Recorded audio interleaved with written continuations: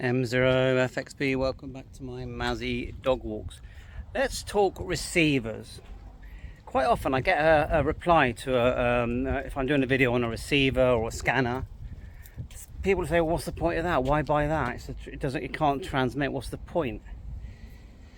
And that's going to be a ham radio operator, possibly CB, I suppose, but generally it'll be a ham operator who thinks to themselves, why am I going to waste my money on a receiver? And I think a few years ago I was a bit like that until I started using receivers.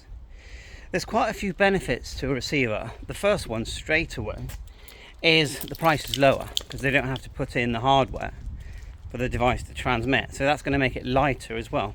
But also many of the manufacturers that have been making receivers literally since the 70s and before, I would say, they've become quite good at making those radios. So because of it, they work really well, even though the price is low.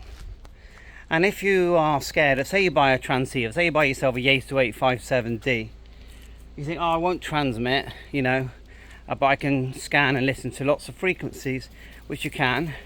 But the thing is, you might accidentally transmit, and then you might be worried that you might accidentally transmit. And so when you buy a receiver, it completely takes away that worry. Also, receivers tend to cover more bands as well. So many receivers will cover VHF airband plus all the HF bands. But then you've got things like the broadcast frequencies, medium wave, long wave, and of course shortwave. And you might think to yourself, well, I don't really use medium wave and long wave. Ooh, quite low there. But you've got to remember that because your hobby is, say you're a ham radio operator, like I am, you can't just see the communications hobby through your own eyes. You've got to think that there's probably more shortwave listeners out there, and not just shortwave, because people like listening to, you know, broadcast stations from around the world. There's probably more of those people than there are actually ham radio operators. And don't forget that I know there's a lot of ham radio operators, and that don't listen to people when they say the hobby's dying. It's definitely not dying. It's growing like crazy, and the equipment's better than it's ever been. And that you can buy, you don't have to spend lots of money to get into the hobby. You can buy a Quashang K6 for £15, and that thing does amazing. And with all the firmware tweaks you can do, and the learning when doing those tweaks is unbelievable. And I've just been tinkering today with that SI4732 mini receiver. Just did some firmware there, added Wi-Fi, and that thing, oh, I mean, it's thousands and thousands of bands that you can listen to, and it's tiny. You put it in your pocket with a really crystal clear colour screen. So the other thing I've noticed with comments, because I get about at least 100 comments a day just on YouTube, and what I've noticed is people do tend to, they'll give you a comment thinking of things completely from their viewpoint. So if they like ham radio, if they like CB, if they like this, if they like that, then they will comment like everyone else on the planet is the same as them. Because they like it, that's what everyone must like. Otherwise it's junk, trash, pointless.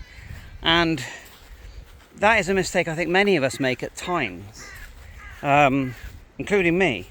Yeah, but sometimes you just got to step back, especially when you're going to leave a comment that affects how, you know, other people and how they view you, how you view them, to take that bit of a breath before you get on that keyboard and start typing and think, am I sort of giving I don't know what the right word is, an opinion that is actually real to the world rather than to me? Like if I like eating, I don't know, strawberries every day, which is quite nice, someone else might prefer eating apples. Do you know? It's just, you get what I'm saying.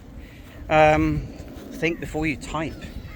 So let's just summarize receivers. And there's some I've been using the Tecsun receiver, we've got the Whistlers, Uniden are very, very popular. XHDATA, I mean, check out the D808, that thing's fantastic. Mazzy, I'm not kicking that, it's a bloody wooden stick. It just found like a wooden... Mazzy, leave that, it looks heavy and dangerous. But anyway, there's loads of makes out there, but there are some ones that have got a very good reputation as well. Some are actually quite expensive, But if you go down the Tecsun road, like for example the PL330 from Tecsun, I mean the 660, 680, they're the two ones I would recommend for the price. Yeah, the 990X is excellent.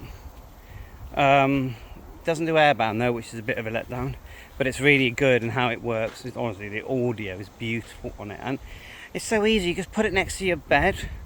You can use a telescope, but you'll always pick up something, unless there's strange conditions. It'll be a lower, quieter signal because you're just using your telescopic, but it's going to pick up something.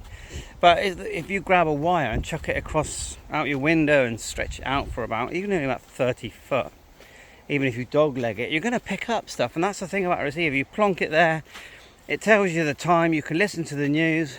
Really easy to use because they tend to just be turning dials. Select the band, the mode, turn the dial, tune away, and there's some really cheap ones as well. But if you're really into the ham radio bands, then you want to get one that does SSB, upper sideband and lower sideband. And if you like airband, I would 100% say, yeah, get the airband one, and that's when you're looking at the 680, I would say the Tecsun 680. I don't really like the, is it 880? Mazzy, stop it. I just feel like that one should have had airband, but you know, you're going to tell me now that it's good.